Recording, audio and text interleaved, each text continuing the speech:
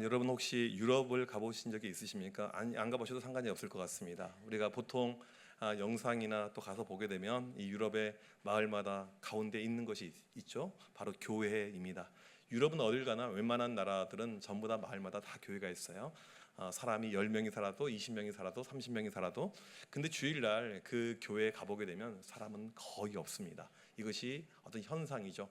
특별히 유럽을 가보게 되면 마트들, 웬만한 마트들은 주일날 다 문을 닫습니다. 왜냐하면 주일 성수를 해야 되니까 문을 닫는 것이죠. 그런데 사람들은 교회에 없어요. 이게 무엇이냐면 이 종교가, 기독교가 문화만 남아있고 본질은 다 잃어버린 것이 지금 유럽의 어떤 현실이죠. 그런데 지금 우리 한국 교회가 비슷하게 흘러가고 있다는 사실입니다.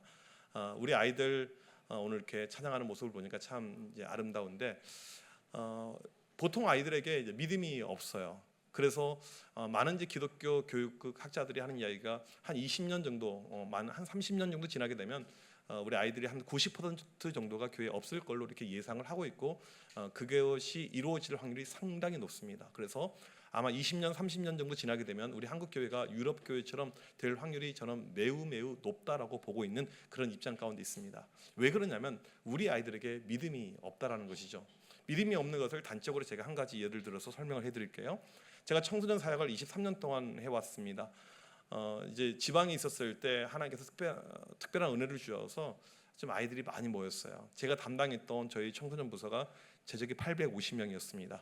주일날 출석만 550명이 출석을 해서 가득 본당을 채워서 11시에 이렇게 예배를 드렸는데 저희 교회 특징은 어떤 특징이 있었냐면 이 주일날 이 아이들이 항상 그 숫자를 유지했어요. 이제 조금 지나면 6월 말 7월 초가 되게 되면 아이들 기말고사 기간이 찾아오게 될 것입니다. 아이들 시험 기간이 되게 되면 우리 중학생들, 고등학생들 교회를 더 많이 옵니까? 적게 옵니까? 제가 어려운 거 물어본 것 같지는 않아요. 한국말을 하고 있습니다. 네, 아이들이 많이 올까요? 적게 올까요? 우리는 적게 온다는 것을 당연하게 여기고 있습니다. 시험 기간이니까 애들이 공부하러 가겠지, 학원에 가겠지. 여러분 우리의 신앙의 가장 기본이 무엇인 줄 아십니까? 주일 성수예요. 주일 성수를 하지 못하게 되면 그 사람은 믿음으로 가기는 저는 거의 불가능하다라고 보고 있습니다. 청소년기 때 우리 아이들이 10대 때 이 믿음에 대해서 훈련을 하지 못하게 되면 성인이 된 다음에 교회를 떨어져 나간 확률은 매우 높다라고 저는 보고 있습니다. 실제로 그런 수많은 임상의 샘플들을 봐왔고요. 그래서 이 아이들이 시험 기간이 되면 교회에 줄어들어요. 좀 공부 좀 한다는 지역, 학구열이 높다는 지역은 애들이 절반 정도가 교회에 안 나오게 됩니다. 이것이 이제 한국 교회 일반적인 현상인데 제가 사역을 할 때는 그 꼴을 절대 저는 볼 수가 없었습니다. 왜냐하면 이것이 아이들의 믿음이었기 때문에. 그래서 이 아이들 시험 기간에도 550명 출석을 했고요. 시험 기간 아닐 때도 주일날 550명을 출석했습니다. 그러면 어떻게? 믿음이란 것이 그냥 잘하지 않거든요. 그리고 애들이 목사 말을 듣기를 그렇게 좋아하진 않아요. 네, 그렇습니다. 네, 그래요. 네, 그게 저는 일반적인 어떤 상식의 범주라고 생각을 하고 있습니다. 그래서 시험 기간 시작하기 전에 항상 저는 이렇게 선포하고 이 시험을 우리 애들에게 준비를 시켰습니다. 이번 시험 기간에 교회에 빠진 인간들 시험 망칠 줄 믿습니다. 이제 주일날 예배 시간에 이렇게 선포를 해요. 설교 시간에. 그런데도 불구하고 이제 학원에 가려고 하는 불순분자들이 교회에 존재하고 있거든요. 그래서 다시 한번 선포해요. 그 다음 주에 이번 주 교회 빠지고 학원 가는 우리 친구들 답안지 한 칸씩 밀렸을 줄 믿습니다. 이렇게 선포를 해요. 이렇게 이제 선포를 매번 했습니다. 선포를 계속해서 반복했더니 실제로 답안지 밀렸은 아이가 발생하게 되었어요. 수능에서. 교회가 크면요, 여러분 좋을 것 같죠? 절대 좋지 않습니다. 저는 교회 대형화에 대해서 그렇게 좋은 이런 입장이 아니에요. 왜 이런 입장이 아니냐면 저는 건강한 교회는 목사가 성도들 개인 개인을 다 알고 있을 때 그 교회가 저는 건강한 교회라고 생각을 합니다. 그리고 그 교인 자녀들을 위해서 기도해 줄 수 있는 교회, 그런 교회가 좋다고 생각해요. 애들이 850명이잖아요. 누가 누군지 알 수가 없어요. 특별히 우리 여학생들 보게 되면 학교에서 만났었을 때는 교복을 입고 있어요. 그 다음 애들이 쌩얼입니다. 근데 교회 오게 되면 애들이 다른 옷을 입고 오고 메이크업을 하고 있으니까 누가 누군지 알 수가 없어요. 상당히 저는 힘들었습니다. 외워도 외워지지 않는. 답안지 밀렸은 애가 누구였냐 보니까 고3 때 7개월 동안 교회를 한 번도 안 나온 아이였어요. 2등급이었습니다. 2등급이면 괜찮은 등급이잖아요. 그리고 이제 그 아이의 이 사건을 통해서 교회 소문이 하나 퍼지게 되었어요. 드디어 목사님의 저주가 이루어졌다. 어떤 아이가 시험 기간에 교회 빠지고 학원에 가려고 하면 애들이 그래요. 너 미쳤니? 그건처럼 되고 싶어? 너도 수능에서 답안지 한 칸씩 밀려 쓰고 싶어? 애들이 무서워서 학원을 못 가는 거예요. 여러분, 이것이 대한민국의 지금 현 주소입니다. 영적인 현 주소예요. 아이들에게 믿음이 없어요. 저는 어렸을 때 제주도에서 초등학교를 입학했습니다. 남제죽은 표선면 토산이라는 이 마을에서 제가 입학하고 자랐는데, 이 마을은 어떤 특징을 가지고 있냐면 뱀을 섬기는 신전이 있습니다. 우리나라에 딱 2군데가 있어요. 뱀을 죽여서는 안 됩니다.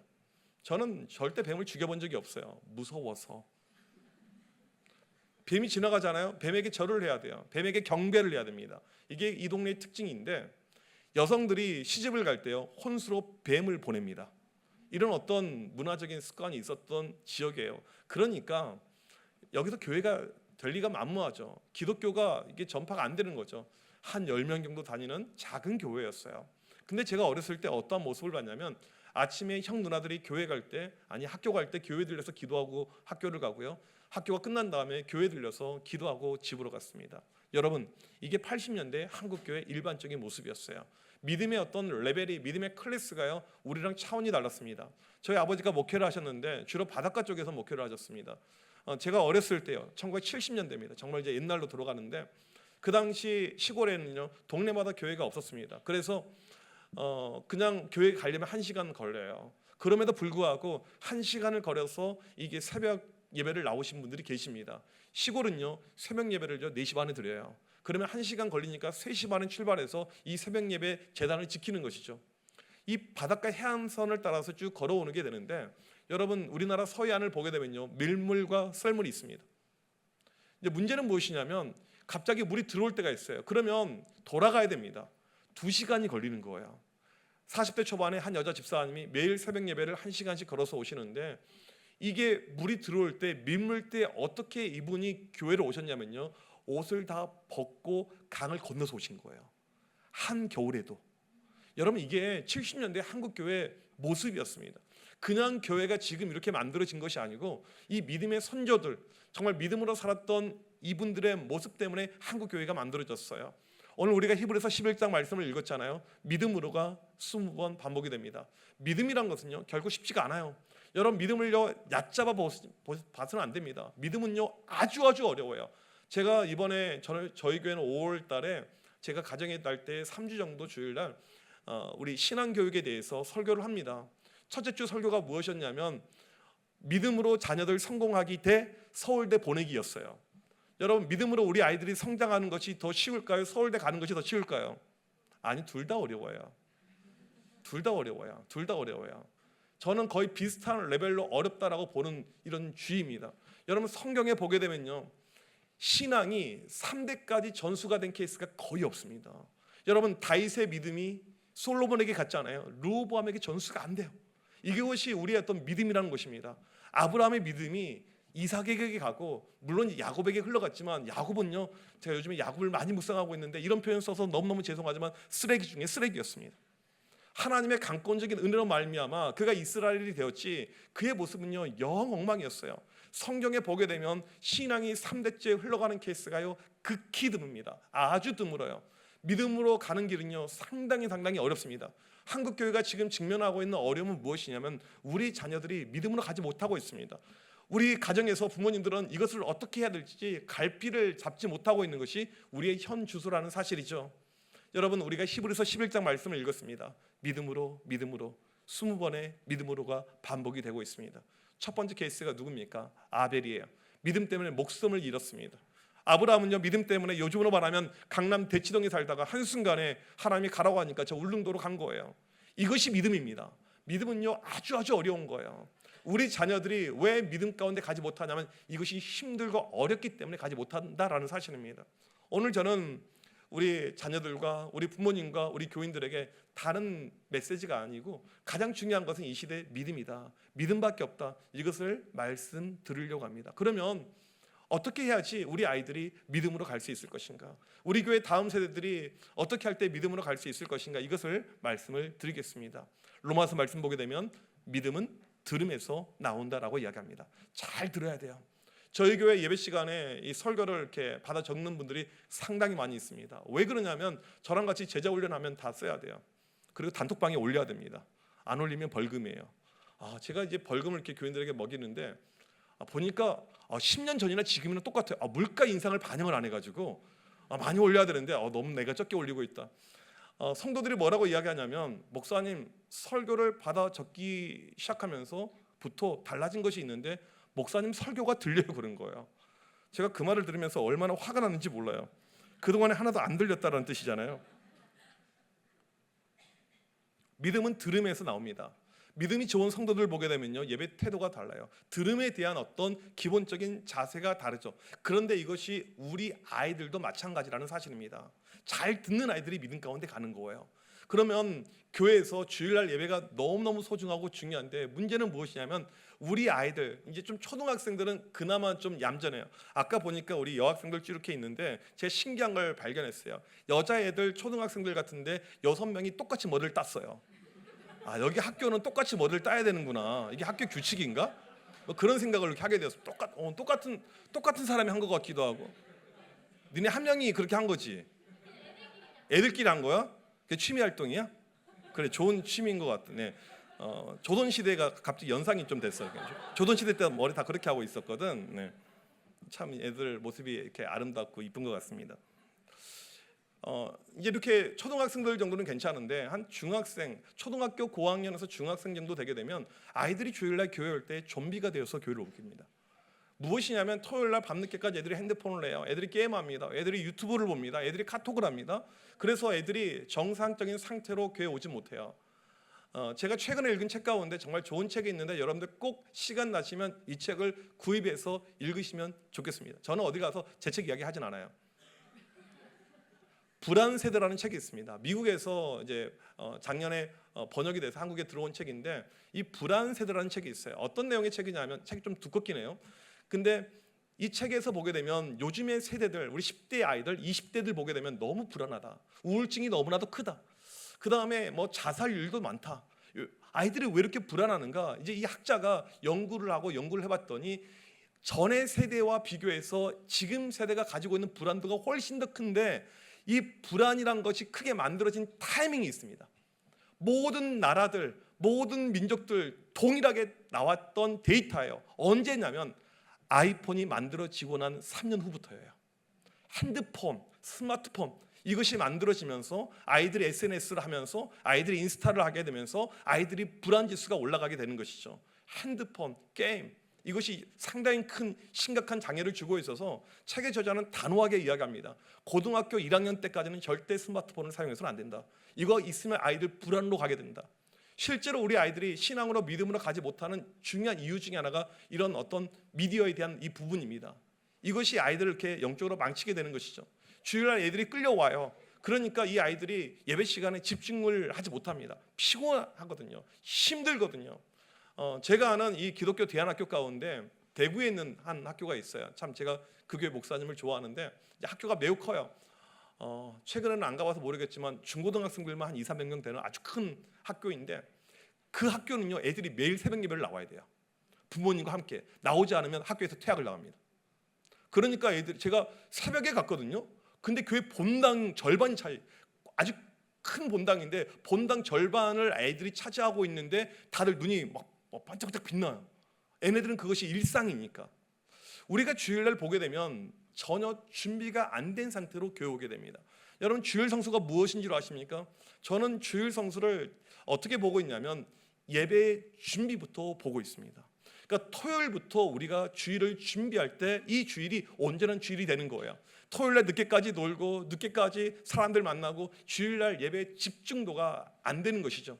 저희 교회는 이 교회가 용산에 있다 보니까 교인들이 멀리서 와야 돼요. 보통 1시간씩 운전해 오게 됩니다. 그러면 토요일날 늦잖아요. 밤늦게까지 뭐가 있잖아요. 주일날 반드시 지각하게 되는 거예요. 예배 집중도가 떨어지게 되는 것이죠. 가정에서 이 환경들을 바꿔가는 연습을 해야 되는데 토요일날은요 밤늦게 무엇을 하지 않는 것이 가장 좋습니다. 정말 베스트로 가게 되면 토요일날 가정 예배를 드리면 정말 베스트예요. 하지만 이것이 힘들다라면 아이들에게 최소한 이것은 이야기해 줘야 돼요. 내일 주일이다. 내일 주일이다. 우리 오늘 밤은 핸드폰을 몇 시까지만 하고 그만하자. 게임을 그만하고 우리가 일찍 자자. 이런 어떤 이 훈련들이 없게 되면 우리 아이들이 믿음으로 가기는 어렵다라는 것이죠. 믿음이 뭐라고요? 들음에서 나게 됩니다. 들을 수 있는 컨디션이 돼야 돼요. 들을 수 있는 영적인 준비가 돼야 됩니다. 이것을 가정에서 만들어주고 교회에서 이런 베이직을 만들어줘야지만이 이 아이들이 믿음으로 자랄 수가 있다는 사실이죠. 또 한 가지, 이 믿음이 어려운데 어려운 이유 중에 하나가 무엇이냐면 너무나도 우리가 투자하지 않아요. 일주일이 168시간입니다. 168시간 가운데 꼴랑 1시간 교회에 와 있어요. 그렇게 해서 믿음으로 가기는요 너무너무 어려워요. 제가 몇 년 전에 싱가포르에 있는 청소년들 연합 집회를 인도하러 간 적이 있습니다. 우리를 호스트해줬던 권사님이 계시는데 자기 둘째 아들 이야기를 해요. 아들 둘인데 자녀들을 너무너무 잘 키웠습니다. 공부도 잘 시켰고 믿음으로도 잘해서 애들이 참 사회적으로 잘 진출한 자녀들이에요. 둘째 아들 스토리가 이거였어요. 아들이 중학생이 되었습니다. 엄마가 상당히 학구열이 높아요. 과외를 시킵니다. 수학도 과외, 영어도 과외, 계속 과외를 시켜요. 하루는 이 아들이 엄마한테 이렇게 이야기하는 거예요. 엄마 수학이 중요해서 나에게 수학 과외도 시켜주고 영어가 중요해서 영어 이렇게 과외를 시키는데 엄마 교회에서 하나님 말씀이 그렇게 중요하다라고 이야기하시면서 왜 성경 과외는 안 시켜요? 이걸 한 거예요. 그 순간에 엄마가 한 방 팍 맞았어요. 말씀이 중요하다고 이야기하는데 말씀을 가르쳐 본 적이 집에서 없거든요. 교회에다 위탁을 하죠. 교회에다 맡기죠. 그러면 될 거라고 생각을 하죠. 여러분 될 것 같습니까? 아이들 학교 보내면 전부 다 서울대로 갑니까? 똑같은 거예요. 교회 맡긴다고 해서 아무리 좋은 교회에 간다고 할지라도 이 아이들이 모두 믿음 가운데 가는 것은 아닙니다. 168시간 가운데 꼴랑 1시간, 달랑 1시간 가지고서는 우리 아이들이 믿음으로 가는 것은요 매우 어렵다라는 사실입니다. 신앙에 투자가 필요해요. 우리가 아이들 수학, 영어 시간을 많이 투자해서 공부를 시키잖아요. 신앙도 마찬가지예요. 성경에 대해서, 기도에 대해서, 말씀에 대해서 집중적인 투자들, 헌신들이 있을 때 이 아이들이 믿음을 가지고 갈 수가 있다는 사실이죠. 제가 청소년 사회 갈 때 그래서 애들을 제자훈련을 시켰어요.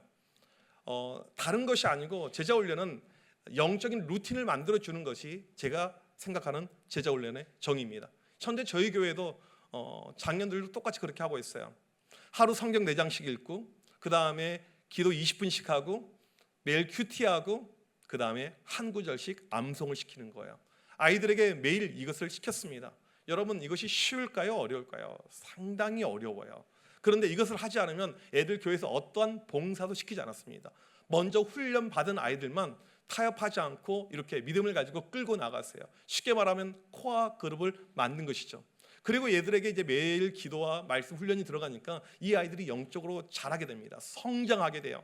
여러분 겨자씨 이 알곡의 법칙의 비밀을 아십니까? 작은 겨자씨가 뿌려졌지만 크게 만들어지잖아요. 이것이 믿음의 특징입니다.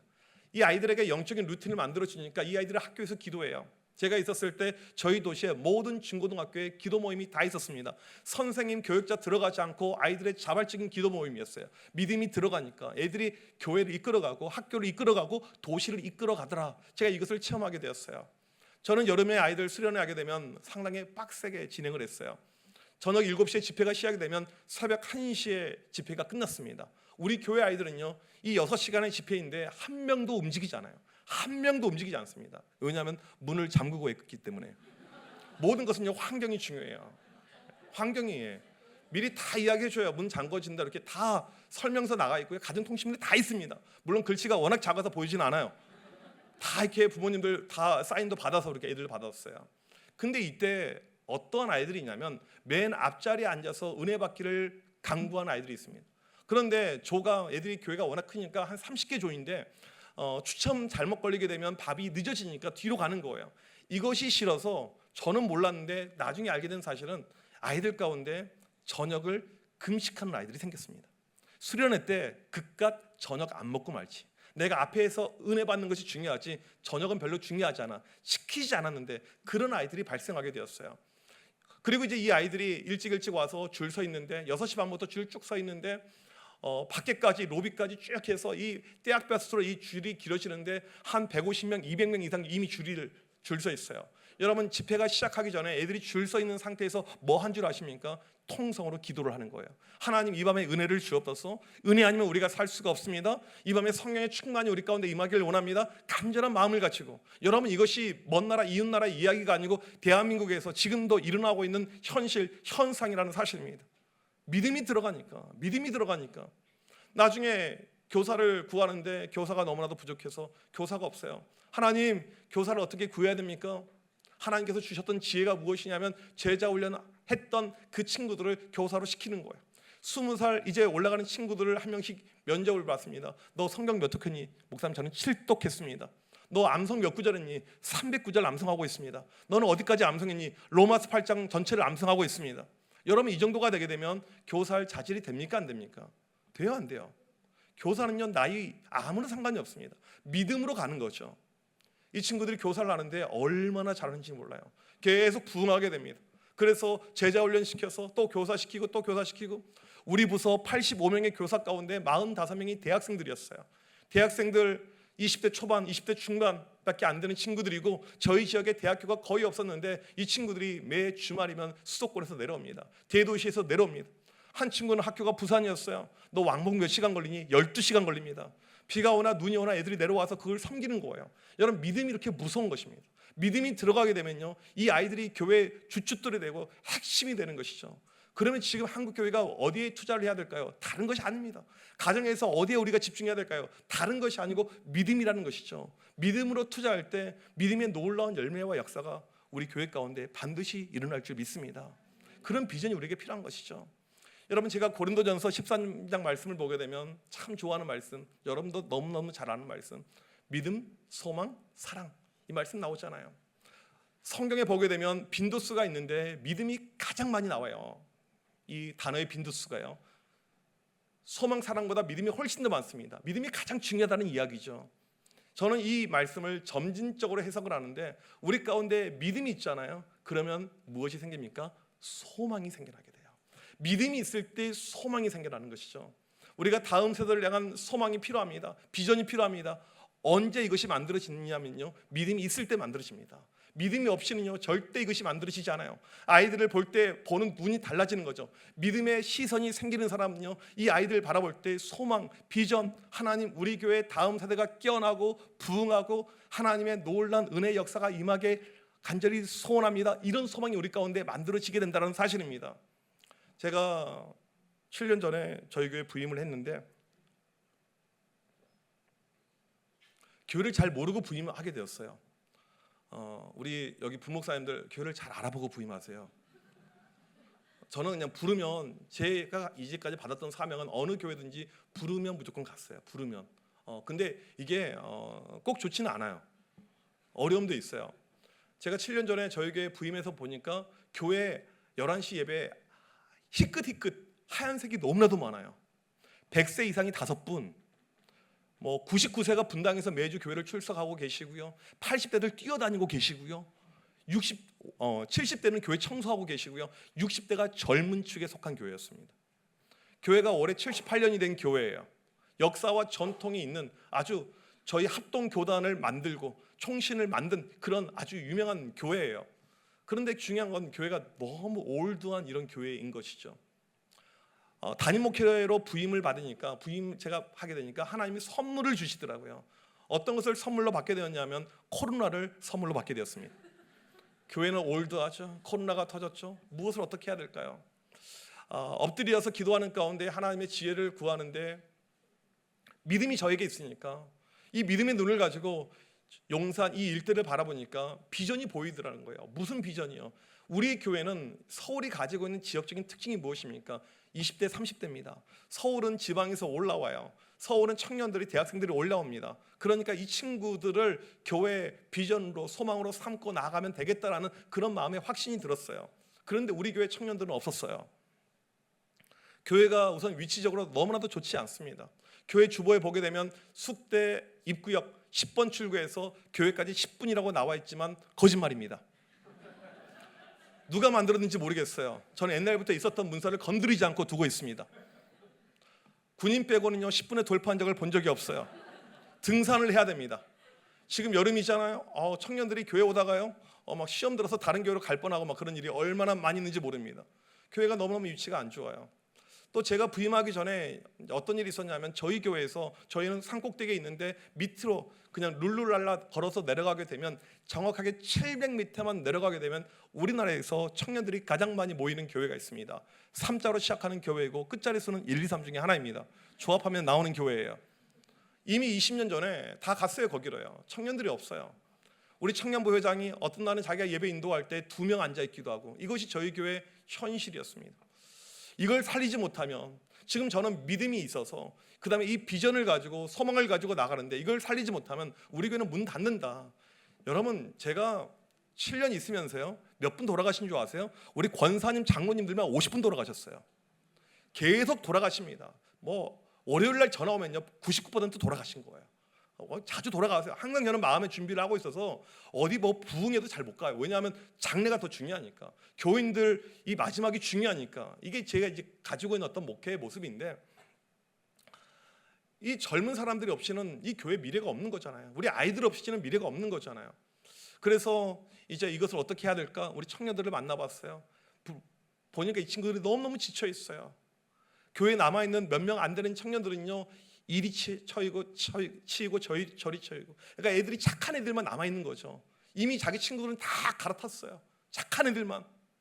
그 다음에 또 보니까 권사님들, 어르신들이 이 친구들 만나면 또 항상 말을 거세요. 너 누구 집 아들이니? 누구 집 딸이니? 호구조사를 항상 이렇게 시킵니다. 애들이 다 불편하다는 거예요. 제가 주일날 낮예배 시간에 교인들에게 한 가지 부탁을 드렸어요. 우리 교회 앞으로 다음 세대가 중요하고 이 청년들이 중요한데, 여러분 제 좀 이야기를 들어주시고 좀 호응해달라고 이야기했어요. 앞으로 청년들 일 시키지 않겠습니다. 제가 선포했어요. 교회에 와야 될 목적과 이유는 은혜 받기 위해서인데, 일하는 것이 우리의 중요한 이유가 아닙니다. 은혜를 먼저 받아야 됩니다. 11시 예배에서 청년들을 다 내보냈습니다. 그러니까 드럼 칠 사람이 없어요. 장로님이 자기가 치겠대요. 저는 알아요. 그분 음치 박치인 것을. 건만 칠 사람이 없어요. 권사님이 체린이 30 했다고 자기가 치겠다라는 거예요. 한번 도전하게 보겠다는 거예요. 저한테는 그 아무것도 중요하지 않았습니다. 11시 예배가 저한테 중요하지 않았어요. 세션이 중요하지 않았습니다. 청년이 중요했어요. 믿음이 들어가니까 보이는 거죠. 다음 세대가 중요하다. 이것이 보이는 것이죠. 그리고 다 내보냈어요. 실제로 다 내보냈습니다. 그리고 이 청년들에게 찾아갔어요. 너희들끼리 숨어 지내지 말고 같이 예배를 드리자. 그리고 1시 예배를 신설해서 본당에서 저랑 같이 예배를 드리게 되었습니다. 제가 처음 1시 예배를 만들고 설교를 하게 되는데 땅을 치면서 후회했어요. 저희 교회가 본당이 1000석입니다. 그런데 몇 명 안 되는 청년들 썰렁하게 앉아 있는데 얼마나 이게 좀 그렇습니까? 그래서 그날 설교하는데 이제 답답한 마음 가운데 이 원고에 없는 이야기가 막 흘러나오게 되는 거예요. 그날과 그때가 언제가 될지는 모르겠지만 주님 오시기 전에 우리 청년들이 100명 예배 드리면 좋겠습니다. 청년들 가운데 아무도 아멘하지 않아요. 이런 법은 없거든요. 말도 안 되는 일이거든요. 또 이때가 코로나 때기도 했어요. 그러니까 아무도 반응도 않고 미동도 없으니까 더 화가 나니까 이제 그냥 더 막말을 하게 되었습니다. 청년들이 100명을 돌파하는 그 순간에 내가 전체에게 아웃백을 쏘도록 하겠습니다. 막말이에요, 막말. 여러분, 우리 하나님이 가지고 있는 속성이 있습니다. 우리 조직신학을 공부해 보게 되면 우리가 하나님이 가지고 있는 속성을 우리에게 주신 것이 있어요. 이것을 공유적 속성이라고 이야기하고, 하나님만이 가지고 있는 이 절대적인 이 속성을 가리켜서 비공유적 속성이라고 이야기합니다. 이 비공유적 속성 가운데 대표적인 속성이 무엇이냐면 우리 하나님은 전능하신 하나님이십니다. 여러분, 하나님의 전능하심을 믿으십니까? 모든 것을 하실 수가 있는 거죠. Almighty가 모든 것을 하실 수 있는 하나님. 여러분, 이 하나님을 우리가 믿어야 되는데, 실제로 우리가 들을 때는 알겠지만 내 현실에서, 내 삶에서, 특별히 자녀를 키우신 분, 하나님께서 우리 자녀들을 변화시켜서 놀랍게 사무엘처럼 다니엘처럼 만드실 줄 믿습니다. 집에 가면 안 믿어져요. 게임하고 있는 모습, 핸드폰 하고 있는 모습 보면 안 믿어지죠. 저도 그랬던 것 같아요. 그날 그렇게 선포했지만 전능하신 하나님이 실제로는 안 믿어진 거예요. 코로나가 끝나지 않았습니다. 그 설교가 끝나고 나서 정확하게 2년 만에 청년들이 100명을 돌파하게 되었어요. 여러분, 하나님은 전능하신 하나님 맞습니까? 이제 문제가 발생했어요. 100명이 돌파했어요. 어떤 문제가 발생했을까요? 보시면 아시겠지만 저는 돈이 없는 목사입니다. 저는 살면서 돈을 모아본 적도 없고 그냥 있는 돈은 쓰는 은사만 있어가지고 돈이 없는 사람이에요. 근데 재미난 것은 제 안에도 쓰는 은사가 많아요. 우리 집 아이들도 마찬가지예요. 우리 집 아이 어렸을 때 유치부 다닐 때 권사님들이 교회에서 이쁘다고 10,000원짜리 하나 주잖아요. 그러면 친구들 데리고 편의점 가서 그 자리에 다 쏴버려요. 이것이 저희 집안의 어떤 하나의 DNA 같아요. 그냥 돈이 있으면 다 쏴요 무조건. 교인들에게 씁니다. 교인들에게. 그래서 이제 아웃백이 문제가 되는데 감사하게도 청년들 가운데 아무도 아웃백 설교를 기억하지 못했습니다. 여러분이 담임 목사님 설교를 기억하지 못하는 것은요 은혜가 될 때가 있어요. 저도 까먹고 있었습니다. 그런데 우리 성령 하나님 기억하게 하시는 분입니다. 집을 가는데 세 글자 단어가 떠올랐어요. 아웃백. 청년부 목사님에게 빨리 아웃백 예약을 잡으라고 했습니다. 근데 저한테 오더니 하는 이야기가 목사님 서울에 100명 이상 예약이 되는 아웃백이 없습니다. 빕스를 알아보라고 했어요. 목사님 빕스도 안 됩니다. 저는 해주고 싶은데 안 되는 거예요. 여러분 이런 현상을 신학적으로 뭐라고 한 줄 아십니까? 여호와 이레, 하나님의 예비하심. 제가 목회에서 중요하게 생각하는 것은요 목사는 뱉은 말대로 살아간다라는 것입니다. 저희 교회는 코로나 이후에 교회 시스템을 바꿔가지고 주일날 밥을 주지 않아요. 식당은 있지만 조리하지 않습니다. 이게 저희 교회 어떤 흐름이에요. 주일날 소그룹을 다 해야 되니까 주일날 출장 뷔페를 불렀어요. 청년들에게 밥을 먹였습니다. 청년들이 좋아했을까요? 싫어했을까요? 부흥이 될까요? 안 될까요? 여러분 부흥은요 쉬워요. 쉬워요. 이 청년들이 이제 부흥하게 되는데 저희는 청년들이 선교를 많이 갑니다. 선교를 정말 많이 가요. 2년 전에 태국 치앙마이로 겨울에 선교를 떠났는데 이 청년들 가운데 22명의 청년들이 갔는데 나중에 알고 보니까 22명 가운데 14명이 커플이었습니다. 커플 선교 여행. 여러분 청년들이 이렇게 커플로 선교 여행 가면 됩니까? 안 됩니까? 돼요? 안 돼요? 저는 교회에서 청년들에게 항상 하는 이야기가 있어요. 우리 교회는 연애당이 될지어다 이렇게 이야기합니다. 애들이 어디 헌팅 포차에서 세상에서 만날 것이 아니고 교회에서 만나는 것만큼 아름다운 것이 어디 있습니까? 청년들이 많이 와요. 매주 청년들이 새로 옵니다. 뭐 멀리서 와요. 파주에서도 오고 일산 뭐 다양하게 청년들이 매주 이렇게 계속해서 오고 있는데 뉴 페이스들이 계속 교회에 등장하니까 자매들의 태도가 달라졌어요. 제가 처음에 부임했었을 때는 생얼로 왔던 우리 자매들이 어느 순간에 러닝크루에 가입을 한 거예요. 애들이 요가를 해요. 애들이 필라테스를 합니다. 이게 성령했나 이런 마음이 들 정도로 얼굴이 달라져가는 모습을 보고 있어요. 여러분 이렇게 청년들이 이제 교회에서 교제하고 하는데 작년 1년 동안 교회 안에서 결혼한 커플이 10커플이에요. 결혼을 그러니까 사귀는 것이 아니고. 그러니까 이 저희 교회가 어떠냐면 계속해서 지금도 DM 오고 연락 옵니다. 목사님 저 언제 결혼해요? 언제 결혼해요? 빨리빨리 이야기하지 않으면 이게 날짜가 겹칠 수가 있어요. 결혼을 많이 하니까. 그러니까 교회가 진짜 연애당이에요. 그냥 만나면 그냥 결혼하고 20대도 결혼해요. 그냥 애들이 집불도 없는데 그냥 결혼해요. 정부의 그 혜택 하나 바라보면서 그냥 이렇게 결혼을 해요. 세상과 다른 모습과 다른 그림으로 가는 것이죠. 그리고 이 친구들이 행복하게 살아요.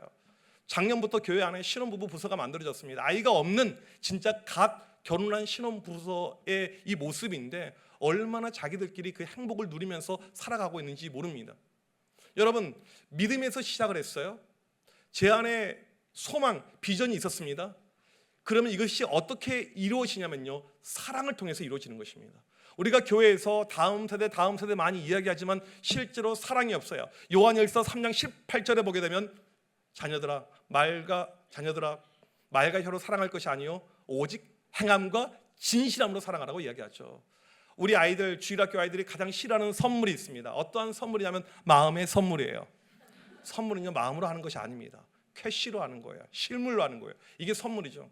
교회에서 청년들 위한다 하면서 다음 세대 위한다 하면서 말로 그치는 경우가 얼마나 많이 있는지 모릅니다. 저희 교회는 지금 이제 바뀌어가지고 여기에 대한 사랑의 실천들을 계속해서 하고 당에서 밀어주고 했더니 이 청년들이 영적으로 자라서 선교지로 가게 됩니다. 올 여름만 5군데 선교지로 가게 됩니다. 여름에 수련회를 할 수가 없어요. 전부 다 자비랑 선교, 자기가 모든 돈을 내어서 가는데 청년들이 갑니다. 직업이 없어도 가요. 애들이 학생이어도 갑니다. 그리고 이것이요 한번 공고가 나갔잖아요. 3주 4주 만에 다 매진이에요. 더 이상 가고 싶어도 갈 수 없을 만큼 그렇게 갑니다. 이 선교를 위해서 7월 첫 주가 되게 되면 일주일 동안 이 특세를 하게 됩니다. 청년 특세를 하게 돼요. 여러분 이때 어떠한 광경을 보게 되냐면 아까 제가 이야기했던 설교 초두에 나왔던 그 이야기 그 모습 그대로예요. 청년들 가운데 상당히 많은 수가 새벽 예배를 오는데 카풀합니다. 친구 근처 가까운 집에서 얹혀 잡니다. 그 다음에 상당히 많은 수가 일주일 동안 교회에서 먹고 자고 해요. 교회에서 출근합니다. 회사가 끝나면 교회로 오게 됩니다. 교회가 뭐 잘 수 있는 시설이 되어져 있는 것도 아니에요. 믿음이 들어가니까 이런 모습으로 역사로 가더라. 이것을 제가 체험하고 있습니다.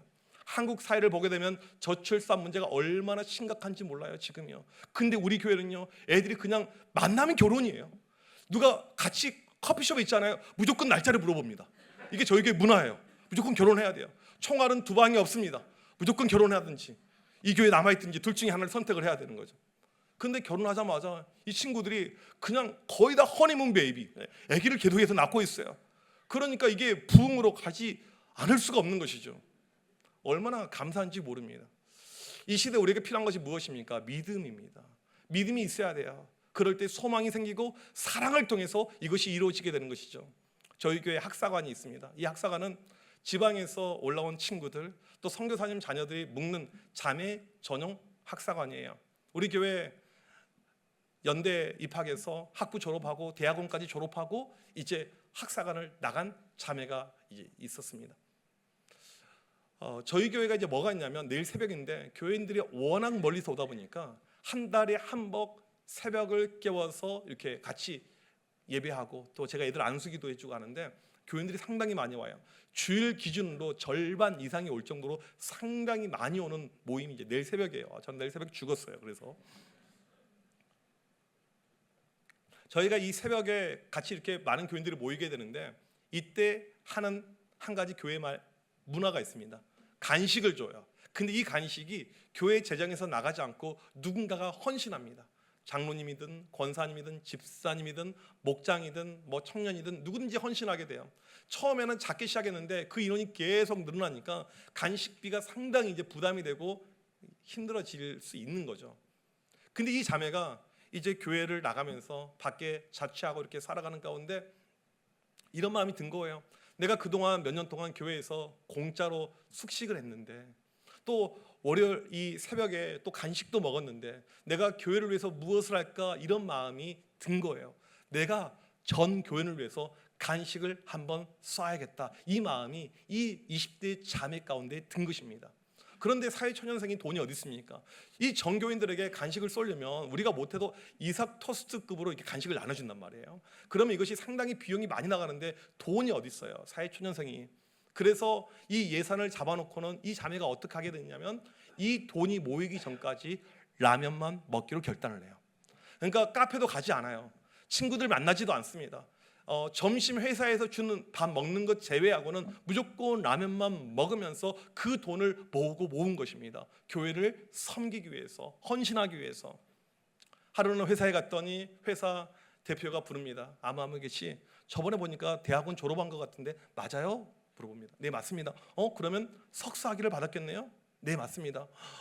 우리가 잊고 있었는데 우리 회사는 이렇게 학위를 받게 되면 연봉을 인상을 시킵니다.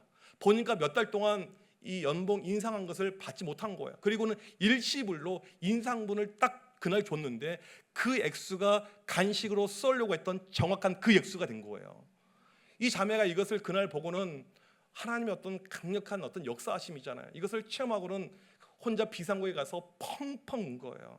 내가 하나님을 사랑하는 마음을 가지고 교회를 섬기려고 했는데 하나님께서 이렇게 인도해 주시는구나.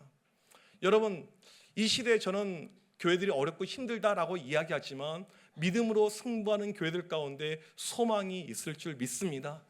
우리 가운데 사랑에 대한 실천들이 넘쳐나게 되면 하나님께서 우리 하늘빛 우리 교회를 통해서 이 다음 세대들 부흥들 역사들 더 크게 사용하시는 은혜가 우리 가운데 분명히 일어날 줄 믿습니다. 오늘 이 밤에 이런 믿음을 가지고 우리 하나님께 한번 기도하는 우리 모두가 되시길 간절히 축복합니다.